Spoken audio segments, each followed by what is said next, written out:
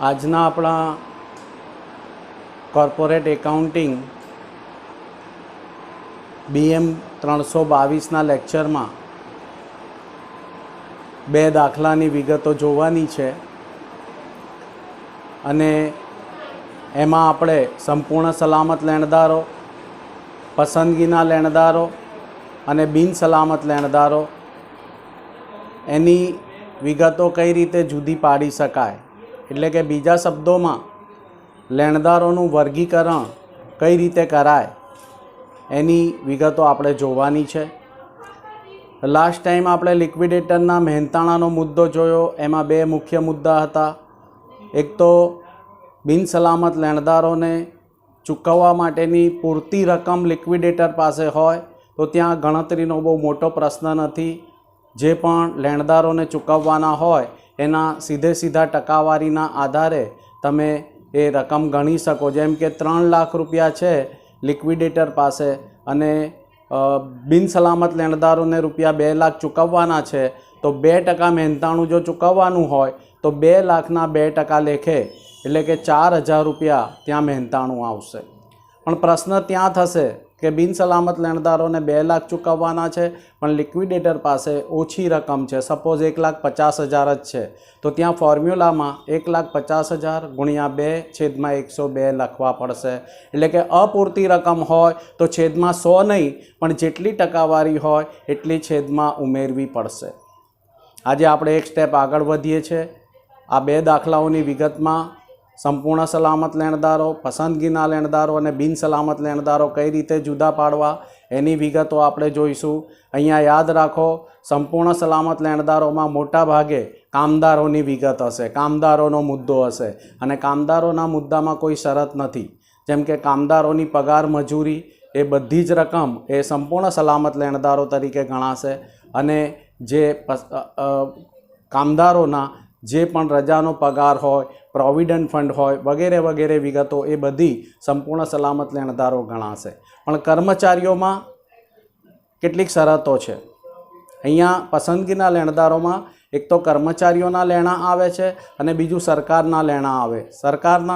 સરકારની જે સ્થાનિક સંસ્થાઓ હોય એના જે પણ કરવેરા હોય, એના શેષ હોય, એની જે પણ વિગત હોય એ બાકી હોય તો એ બધી રકમો છેલ્લા 1 વર્ષની એ પસંદગીના લેણદારોમાં આવે છે.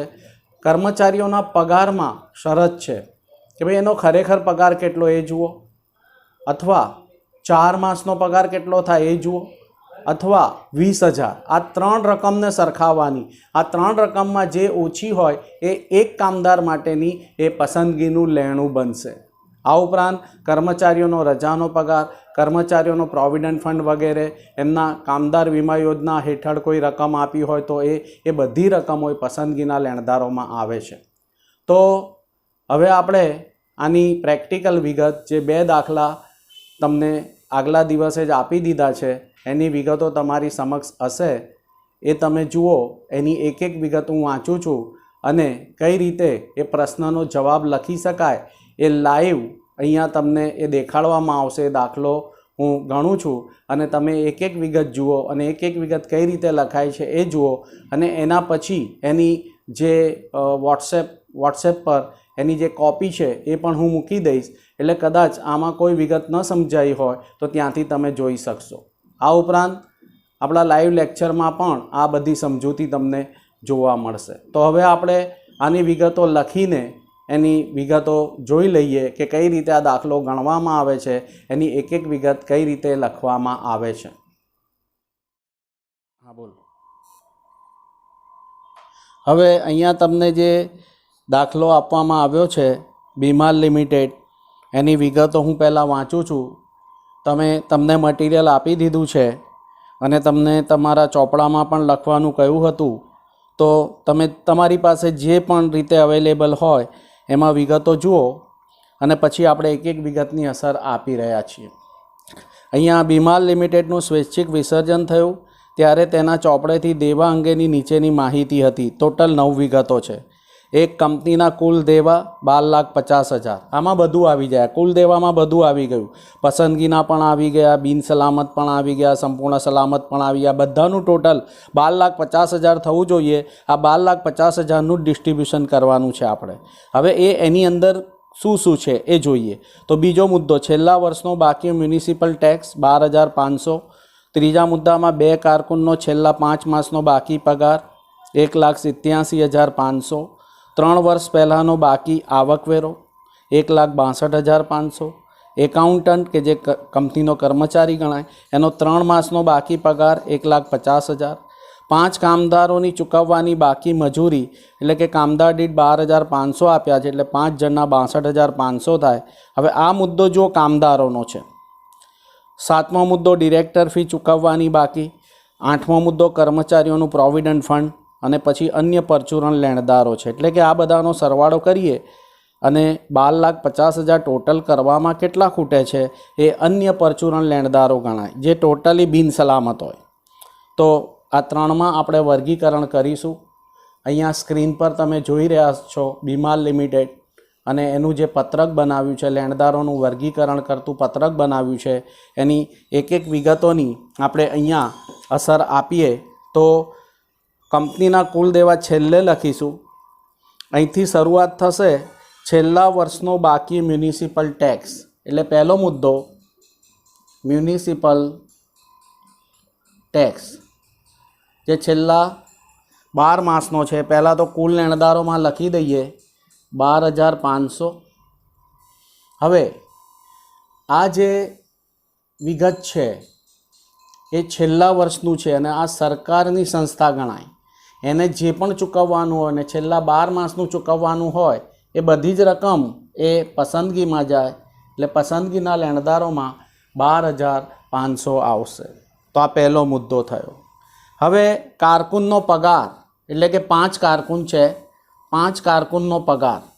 હવે આમાં વિગત તમારે બહુ ધ્યાનથી જોવી પડશે કેમ કે આમાં શરત હોય છે. 3 શરતોમાંથી જે રકમ ઓછી હોય એ આપણે ધ્યાનમાં લેવાની. એટલે કે હું અહીંયા તમને સમજાવું તો અહીંયા ખરેખર પગાર એક જણનો અથવા 4 માસનો પગાર અથવા 20,000. આ 3માંથી જે આંકડો ઓછો હોય ધ્યાનમાં લેવાનો. હવે ખરેખર પગારની અહીંયા આપણે વાત કરીએ તો ટોટલ જે પગાર છે એ 1,87,500 છે જે 5 માસનો પગાર છે. હવે આ 2 કારકુનનો પગાર છે. અહીંયા મેં ભૂલથી 5 લખ્યું છે, હું 2 કરી દઉં છું. 2 કારકુનનો પગાર. તો 2 કારકુનનો જે પગાર છે 5 માસનો છે એટલે 1 માસનો જો કાઢવો હોય તો 1,87,500 ને આપણે 5થી ભાગી નાખીએ એટલે આપણને એ 5થી ભાગતા 37,500 રૂપિયા એ એક જણનો પગાર મળશે. અને જો 2 જણના પગાર છે આ એટલે કે 1 માસનો પગાર મળશે અને આ 2 કારકુનનો પગાર છે એટલે એને 2થી ભાગી નાખો. એટલે આની વિગતો ફરીથી હું તમને સમજાવું. ટોટલ 1,87,500 રૂપિયા જે છે એ 2 કારકુનના છે અને 5 માસના છે. પહેલાં તો આપણે 1 માસની જરૂર પડશે એટલે 1 માસના કેટલા એની ગણતરી કરીએ તો 1 માસના 37,500 થાય. હવે એ 2 કારકુનના થયા. જો 1 કારકુનના એમાં ગણવા હોય તો એના અડધા 2થી ભાગી નાખો એટલે 18,750 રૂપિયા થાય. એટલે ટૂંકમાં આ 1,87,500 ને પહેલાં હું 5 માસથી ભાગીશ એટલે 1 માસના મળ્યા. પછી એને હું 2 કારકુન છે તો 2થી ભાગીશ એટલે મને 1 કારકુનનો પગાર મળ્યો. એટલે 1 કારકુનનો પગાર 18,750 ગુણ્યા 5 માસનો છે અને અથવા 4 માસનો ગણીએ તો 18,750 ગુણ્યા 4 માસ અથવા 20,000. આ 3 આંકડા જોવાના છે. આમ તો ગણતરી ન કરીએ તો પણ ખબર પડી જાય કે 20,000નો આંકડો ઓછો હશે. છતાં પણ આપણે જો આની ગણતરી કરવા જઈએ તો આ 18,750 ને તમે 5 થી ગુણો એ તો મોટો જ આંકડો આવશે।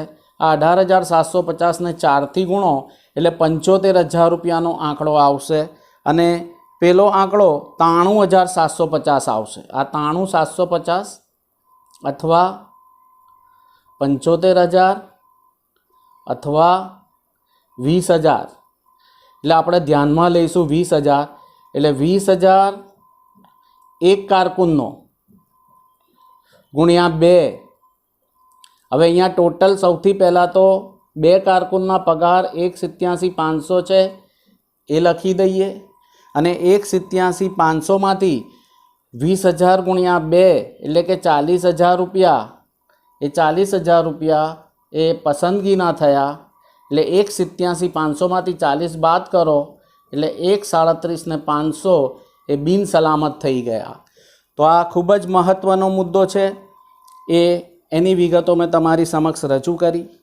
હવે એના પછીનો મુદ્દો આવે છે એ 3 વર્ષ પહેલાંનો બાકી આવકવેરો। હવે 3 વર્ષ પહેલાંનો બાકી આવકવેરો હોય, હું અહીંયા લખું છું 3 વર્ષ પહેલાંનો આવકવેરો આ બાકી છે અને એ આવકવેરાની 3 વર્ષ પહેલાંના આવકવેરાની રકમ છે 1,62,500। પણ આ 1,62,500 પૂરેપૂરા બિન સલામત થઈ જાય કેમ કે 3 વર્ષ પહેલાંના છે। છેલ્લા 1 વર્ષના હોય તો જ એ રકમ એ પસંદગીમાં ગણાય, એ સિવાય છેલ્લા 1 વર્ષ સિવાયની બધી જ રકમો એ બિન સલામત ગણાશે। એના પછી ફરીથી કંપનીના કર્મચારીનો મુદ્દો આવે છે એકાઉન્ટન્ટનો 3 માસનો બાકી પગાર। એકાઉન્ટન્ટનો 3 માસનો બાકી પગાર જે છે એ ટોટલ 1,50,000 છે। હવે અહીં પણ કર્મચારીનો પગાર આવે એટલે શરત લાગુ પડે, એટલે કે ખરેખર પગાર અથવા 4 માસનો પગાર અથવા 20,000 આ 3 આંકડા છે। હવે અહીંયા આ 3 માસનો છે, 1 માસનો કરવો હોય તો 3થી ભાગી નાખો એટલે 50,000 રૂપિયા થશે 1 માસનો પગાર। એટલે ખરેખર પગાર 1,50,000, 4 માસનો 1 માસનો 50,000 થયો અને 20,000। હવે અહીંયા બહુ સ્વાભાવિક છે કે 4 ગુણ્યા 50,000 એટલે 2 લાખ થશે।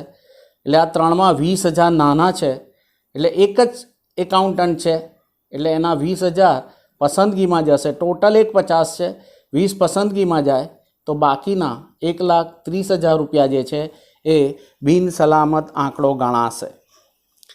એના પછી જુઓ એકાઉન્ટન્ટ પછી કામદારોની મજૂરી આવે છે એટલે 5 કામદારોની મજૂરી, 5 કામદારોની બાકી મજૂરી। હવે એનો આંકડો છે 62,500 કુલ આંકડો। હવે મેં તમને હમણાં જ સમજાવ્યું આમાં કે કામદારોનો કોઈ પણ મુદ્દો હોય એ પૂરેપૂરી રકમ એ સંપૂર્ણ સલામત ગણાય। આમાં કોઈ શરતો જોવાની નહીં, પેલા કર્મચારીમાં જેમ આપણે જોઈએ છે એમાં આમાં કોઈ પણ શરત આપણે જોવાની જરૂર નથી। એ બધી જ રકમ એ સંપૂર્ણ સલામત લેણદાર તરીકે લખાશે। એના પછી આવે છે ડિરેક્ટર ફી। હવે ડિરેક્ટરો એ કોઈ કંપનીનો કર્મચારી ન ગણાય એટલે એના જે 18,750 છે એ પૂરેપૂરી રકમ એ બિન સલામત થઈ જશે ડિરેક્ટરની ફી। જ્યારે જે કર્મચારીઓનું પ્રોવિડન્ટ ફંડ છે એ આપણી પેલી શરતમાં આવી જાય છે, કંપની ધારામાં કહ્યું છે એ મુજબ એમને જે પણ પ્રોવિડન્ટ ફંડ આપવાનું હોય એ બધું પસંદગીના લેણદારોમાં આવે। પૂરેપૂરી રકમ એ પસંદગીના લેણદારોમાં ગણાય। અને છેલ્લે અન્ય લેણદારો જે શોધવાના છે। કઈ રીતે શોધાય તો અહીંયા આ કુલ આંકડો આવશે। હવે કુલ આંકડો આપેલો છે 12,50,000। હવે તમે તમારા કેલ્ક્યુલેટર પર આ બધી જ વિગતો 12,50,000માંથી 12,500, પછી 1,87,500, પછી 1,62,500, હું અહીંયા બતાવું છું, જુઓ તમને દેખાશે 12,500, 1,87,500, 1,62,500, 1,50,000, 62,500, 18,750 અને 2,50,000. આટલી રકમો તમે બાદ કરશો તો તમને આ આંકડો દેખાશે 4,06,250. એ કુલ લેણદારો કહેવાય અને એ ટોટલી બધું જ એ અહીંયા બિન સલામતમાં આવી જાય. અને આ રીતે આ કુલ સંપૂર્ણ સલામત આટલા થયા. જ્યારે પસંદગીનું તમે ટોટલ કરશો તો 3,22,500 થશે અને આ ટોટલ 8,65,000 થશે. અને આ રીતે આ સમગ્ર વિગત આ 1, 2 અને 3 વિગતનો સરવાળો કરો એટલે ટોટલ 12,50,000 થઈ જશે. તો આ રીતે લેણદારોનું વર્ગીકરણ દર્શાવવાનું છે. સૌથી મહત્ત્વનો મુદ્દો જે છે એ આ કારકુનના પગારનો છે. 2 કારકુનો છે, અહીંયા 5 માસનો પગાર છે એટલે 1,87,500ને પહેલાં 5થી ભાગો, પછી 2થી ભાગો એટલે 1 માસનો 1 કારકુનનો પગાર 18,750 આવે. એને ખરેખર જોવા છે તો 5થી ગુણો આટલો આંકડો આવ્યો, 18,750ને 4થી ગુણો એટલે આટલો આંકડો આવ્યો અને 20,000. હવે આમાં અહીંયા બહુ સ્વાભાવિક બાબત છે કે કોઈ પણ એક વિગત તમારે ઉડાવવી હોય તો ઉડાવી શકો. જેમ કે તમે જાણો છો કે 4 માસનો પગાર અને 5 માસનો પગાર એ બેમાં 5 માસનો વધુ હશે, એ તો ધ્યાનમાં લેવાશે જ નહીં. એટલે એને ઉડાવવું હોય તો ઉડાવી શકાય અને સીધું 4 માસનો પગાર અને 20,000 એ રીતે પણ તમે લખી શકો. પણ આ આખી ફોર્માલિટી કરવાની હોવાથી મેં સમગ્ર વિગત દર્શાવી છે, 3 મુદ્દા દર્શાવ્યા છે. પણ તમારે તમારા માઇન્ડમાં રાખવાનું કે 5 માસનો પગાર હોય તો એ ધ્યાનમાં લેવાશે નહીં. એ રીતે એકાઉન્ટન્ટનો 3 માસનો પગાર છે તો એમાં 4 માસનો પગાર ધ્યાનમાં લેવાય જ નહીં, કેમ કે 4 માસનો વધુ જ હોય. એટલે 3 માસનો કેટલો ખરેખર તો 1,50,000 ને 20,000 તો ઓછા કયા તો કે 20,000 એટલે 20,000 પસંદગીમાં જાય અને બાકીના એ બિન સલામતમાં જતા રહે. બીજો મહત્ત્વનો મુદ્દો કામદારોની મજૂરી છે, જે પૂરેપૂરી રકમ એ સંપૂર્ણ સલામત લેણદારોમાં આવશે. તો આ રીતે આ સમગ્ર દાખલો ગણવાનો થશે. આની વધુ પ્રેક્ટિસ થાય એટલે એક બીજો દાખલો પણ તમારી સમક્ષ હું અહીંયા ગણીને બતાવું છું. પહેલાં આ દાખલાનો જવાબ તમે આ રીતે જોઈ લો. સમગ્ર દાખલો આ રીતે ગણતરી કરી છે. તમારા મટીરિયલમાં પણ તમને આ વિગત મળી જશે અને બીજા દાખલા તરફ આપણે આગળ વધીએ છીએ. બીમાલ લિમિટેડ પછી આપણે એક બીજો દાખલો જે તમને અહીં આપવામાં આવ્યો છે અપસેટ લિમિટેડ. તો એ અપસેટ લિમિટેડવાળો જોઈ લઈએ. પહેલાં હું વિગતો વાંચી લઉં છું અને અહીંયા સ્ક્રીનમાં તમારી સમક્ષ કઈ રીતે એના પત્રક બનાવવાનું છે, એના ખાના કઈ રીતે તૈયાર કરવાના છે, રકમો કઈ રીતે લખવાની છે એ તમારી સમક્ષ અહીંયા સ્ક્રીન પર છે. હવે જુઓ, આમાં ટોટલ 5 લાખના કુલ દેવા છે. એટલે કે હું વાંચીને જ બતાવું. અપસેટ લિમિટેડ કંપનીનું સ્વૈચ્છિક વિસર્જન કરવામાં આવ્યું ત્યારે કુલ દેવા ₹5 લાખ હતા. તેમાં નીચેનાનો સમાવેશ થયેલ હતો: કર્મચારીઓનું પ્રોવિડન્ટ ફંડ, ડિરેક્ટરની બાકી ફી, 2 કારકુનનો છેલ્લા 5 માસનો બાકી પગાર, 2 વર્ષ પહેલાંનો બાકી આવકવેરો, કામદારોની મજૂરી ચૂકવવાની બાકી, 1 કેશિયરનો છેલ્લા 3 માસનો બાકી પગાર અને છેલ્લા વર્ષનો બાકી મ્યુનિસિપલ ટેક્સ અને બાકી પરચુરણ લેણદારો. તો એક એક વિગત આપણે લઈએ. કર્મચારીઓના પ્રોવિડન્ટ ફંડથી અહીંયા શરૂઆત થાય છે. એટલે હું અહીંયા પહેલો મુદ્દો લખીશ: કર્મચારીઓનું પ્રોવિડન્ટ ફંડ અને એની કુલ રકમ છે 1 લાખ. અને તમે જાણો છો કે કર્મચારીઓનું પ્રોવિડન્ટ ફંડ પૂરેપૂરું એ પસંદગીમાં આવે. આપણે એને પસંદગીમાં લખી દઈશું. બીજો મુદ્દો છે ડિરેક્ટરોની બાકી ફી. હવે ડિરેક્ટરોની જે બાકી ફી હોય અહીં 7,500 રૂપિયા છે. આનો મુદ્દો પણ મેં તમને કહ્યો છે કે ડિરેક્ટર એ કર્મચારી નથી, એટલે એની જે પણ રકમ આવશે એ પૂરેપૂરી રકમ એ બિન સલામતમાં જશે. ત્રીજો મુદ્દો મહત્ત્વનો છે, એમાં 2 કારકુનનો બાકી પગાર. હવે એનો ટોટલ આંકડો છે એ છે 75,000. હવે 2 કારકુનનો 5 માસનો બાકી પગાર છે. હવે અહીંયા આગળના દાખલામાં મેં તમને એનું વર્કિંગ નહોતું બતાવ્યું, પણ અહીંયા હવે એનું વર્કિંગ પણ બતાવી દઉં છું. પણ એ પહેલાં એની શરત શું હોય, તો એની શરતમાં 3 મુદ્દા છે. ખરેખર પગાર એ જોવાનો, અથવા 4 માસનો પગાર જોવાનો, અથવા 20,000 રૂપિયા. એ 3માંથી જે ઓછી હોય એ રકમ જોવાની. હવે અહીંયા એક કારકુન માટે કઈ રીતે ગણતરી થાય, આ 2 કારકુનની વિગત છે. પહેલાં એક કારકુનની ગણતરી કરવી પડે. એક કારકુનની ગણતરી કરવા માટે તમારે પહેલાં તો 1 માસનો પગાર અને એમાં પણ એક કારકુનનો કેટલો પગાર એ કાઢવો પડે. તો અહીંયા તમારી સમક્ષ હું અહીંયા એની નોટ્સ, એની ગણતરી અહીંયા બતાવું છું, એ તમે જોઈ લો. તો 75,000 એ 5 માસનો પગાર છે, એટલે 5 માસથી હું ભાગી નાખું એટલે 15,000 રૂપિયા 1 માસનો 2 કારકુનનો પગાર થયો. હવે એક કારકુનનો 1 માસનો પગાર કાઢવો હોય તો આ 2 માસના છે 15,000 ભાગ્યા 2 માસ, એટલે અહીંયા જવાબ આવી જશે એક કારકુનનો 1 માસનો પગાર 7,500.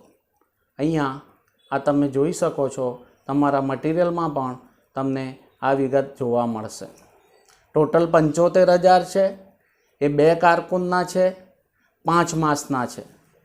કાં તો પહેલાં તમે એક કારકુનનો કરવા એને 2થી ભાગો એટલે એક કારકુનના 37,500 મળી જાય, એને 5થી ભાગો એટલે 75,000 રૂપિયા 1 માસના મળી જાય. અથવા પહેલાં આપણે 1 માસના ટોટલ કરીએ તો 75,000ને 5 માસથી ભાગ્યા તો 15,000 રૂપિયા 1 માસના આવે, પણ એ 2 કારકુનના.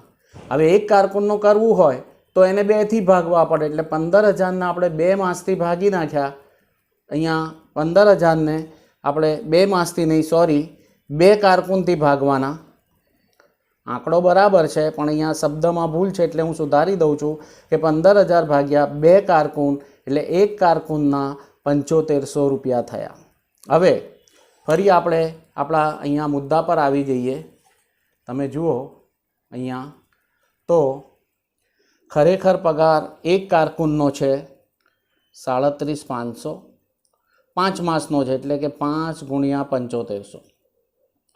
4 માસનો ગણવો હોય તો 4 ગુણ્યા 7500 એટલે કે 30,000, અને આ 20,000. બહુ સ્વાભાવિક છે, 3માંથી નાનું એક કારકુનનો ઓછામાં ઓછો આંકડો 20,000 આવે છે. એટલે 2 કારકુનના એ પસંદગીમાં એ 2 કારકુનના એ 40,000 રૂપિયા થશે.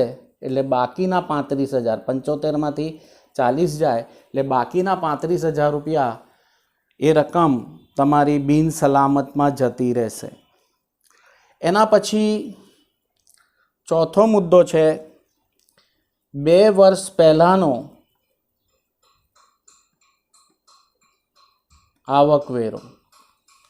આવકવેરો સરકારની રકમ છે અને સરકારની રકમ પસંદગીમાં આવે, પરંતુ અહીંયા આ રકમ 2 વર્ષ પહેલાંની છે. સરકારની રકમ પસંદગીમાં આવે પણ એની શરત છે છેલ્લા 12 માસની, એટલે કે 1 વર્ષની જ રકમ પસંદગીમાં આવે. અહીંયા 2 વર્ષ પહેલાંનું છે એટલે પસંદગીમાં ન આવે. એ બધી જ રકમ આપણી એ બિન સલામતમાં જતી રહેશે. પાંચમો મુદ્દો છે કામદારોની મજૂરી ચૂકવવાની બાકી છે અને એનો આંકડો છે 25,000. અહીંયા આજના લેક્ચરમાં મેં તમને શરૂઆતમાં સમજાવ્યું કે કામદાર અને કર્મચારી બંને બાબતો જુદી છે.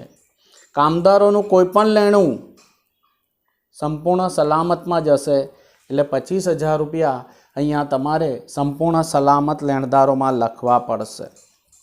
છઠ્ઠો મુદ્દો ફરી પાછો એક કર્મચારીનો આવે છે, એટલે કે કેશિયરનો 3 માસનો પગાર. હવે કેશિયરનો 3 માસનો પગાર હોય, એ કર્મચારી છે કેશિયર.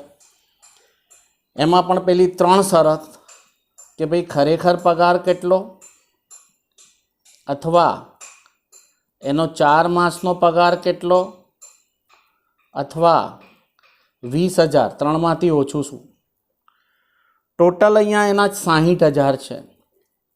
હવે અહીંયા મૌખિક ગણાય એવું છે એટલે હું લખતો નથી, એટલે કે ખરેખર પગાર એનો 60,000.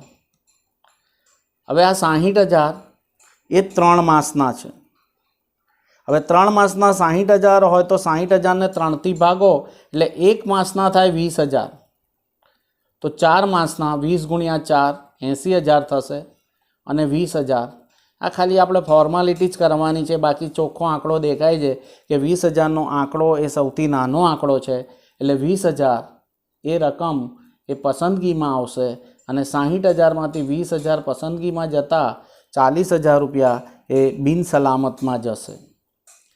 સાતમો મુદ્દો છે આપણો એ મ્યુનિસિપલ ટેક્સ એ બાકી છે. એ ટેક્સ બાકી છે 5,000 અને અહીંયા ચોખ્ખું લખ્યું છે છેલ્લા વર્ષનો. હવે છેલ્લા વર્ષનું બાકી હોય સરકારનું કંઈ પણ કે સરકારની સંસ્થાઓનું, તો એ બધું પસંદગીમાં જાય. અને છેલ્લો મુદ્દો છે બાકીના પરચુરણ લેણદારો છે. એટલે પરચુરણ લેણદારો કેટલા એ આપણે શોધવાના છે. અહીંયા આપણને આંકડો મળશે. એટલે અહીંયા ટોટલ શરૂઆતમાં કહ્યું છે તેમ ટોટલ લેણદારો આ 5 લાખના છે. એટલે કુલ 5 લાખ મેં લખી દીધા. હવે તમારે શું કરવાનું છે કે 5 લાખમાંથી જે એક વિગતો છે, એટલે કે પ્રોવિડન્ટ ફંડથી જુઓ તમે 1 લાખ, પછી 7500, 75,000, 65,000, 25,000, 60,000 અને 5,000 આ બધું બાદ કરવાનું. 5 લાખમાંથી આ બધું તમે બાદ કરશો એટલે 1,62,500 આવશે અને આ 1,62,500 એ પૂરેપૂરા એ બિનસલામત ગણાય. એના માટેની કોઈ સૂચના નથી કે આ કેવા લેણદારો છે, તો એ બિનસલામત થઈ જાય. હવે અહીંયા બધાનો સરવાળો કરીએ તો આ 25,000 એ સંપૂર્ણ સલામત લેણદારો છે. આ 1,65,000 એ તમારા પસંદગીના લેણદારો છે અને 3,10,000 આ બિનસલામત થયા. હવે આ 25, 1,65 અને 3,10,000 ત્રણેયનો સરવાળો કરશો તો 5 લાખ આવી જશે. અને આમ ઊભી વિગત તમે જુઓ એ પણ 5 લાખ છે. તો આ રીતે આ લેણદારોનું વર્ગીકરણ કરવામાં આવે છે અને કુલ લેણદારોમાં સંપૂર્ણ સલામત કેટલા છે, પસંદગીના કેટલા છે, બિનસલામત કેટલા છે એ શોધવામાં આવે છે. તમને જે મોટો દાખલો પૂછવામાં આવશે એમાં પાકા સરવૈયામાં કેટલીક વાર પ્રોવિડન્ટ ફંડનો મુદ્દો હશે તો એ પસંદગીમાં જશે. કર્મચારીઓના પગારનો મુદ્દો હશે તો એ ગણીને તમારે બતાવવું પડશે કેટલું પસંદગીમાં જાય છે, કેટલું બિનસલામત થાય છે એ ગણીને બતાવવું પડશે. આવકવેરાના મુદ્દા આપેલા હશે, ગયા વર્ષનો બાકી હશે, એના પહેલાંના વર્ષના બાકી હશે, તો જે ગયા વર્ષનો હશે પસંદગીમાં આવશે, બાકીની વિગતો જે છે એ બિનસલામત થઈ જશે. તો આવા કેટલાક મુદ્દાઓ 3 થી 4 મુદ્દાઓ એ તમને મોટા દાખલામાં પણ પૂછવામાં આવશે અને એમાંથી તમારે પસંદગીના કેટલા, બિનસલામત કેટલા એ રકમ ગણતરી કરીને દર્શાવવી પડશે. મોટા દાખલાઓમાં બાકીની વિગતોમાંથી કેટલીક વિગતો સીધી લખવાની હોય છે અને કેટલીક વિગતોની ગણતરી કરવાની હોય છે. નેક્સ્ટ ટાઈમથી આપણે એ મોટા દાખલા જોવાના છે એટલે એમાં એ બધી વિગતોનો સમાવેશ આપણે કરી લઈશું. આભાર.